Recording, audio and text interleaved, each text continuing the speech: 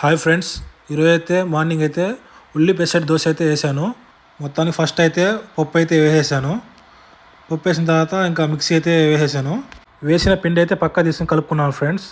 అయితే ఫస్ట్ కలిపిన తర్వాత అంటే దాని మీద అన్నీ చూసుకొని తర్వాత పక్కన పెట్టుకొని ఉల్లిపాయ క్యారెట్ అయితే కట్ చేసుకున్నాను. మొత్తానికి అయితే 2 ఆనియన్స్ క్యారెట్ అయితే మిక్స్ చేసుకున్నాను ఫ్రెండ్స్. మొత్తానికి స్టవ్ అయితే వెలిగించుకొని దోశ అయితే వేస్తున్నాను ఫ్రెండ్స్. వేసిన తర్వాత దాని మీద అయితే ఇందాక కట్ చేసుకున్న ఆనియన్స్ క్యారెట్ అయితే దాని మీద కొంచెం అయితే డెకరేషన్ చేసుకున్నాను ఫ్రెండ్స్. నేనైతే డెకరేషన్ చేసుకున్నాను, దాన్ని డెకరేషన్ లాగా అనుకుంటున్నాను.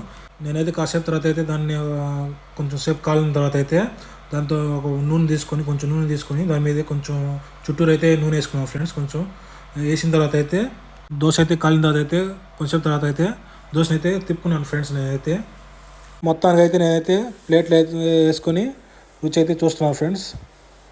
ఈ వీడియో నచ్చినట్లయితే లైక్ అండ్ సబ్స్క్రైబ్ చేయండి friends. Thank you all friends.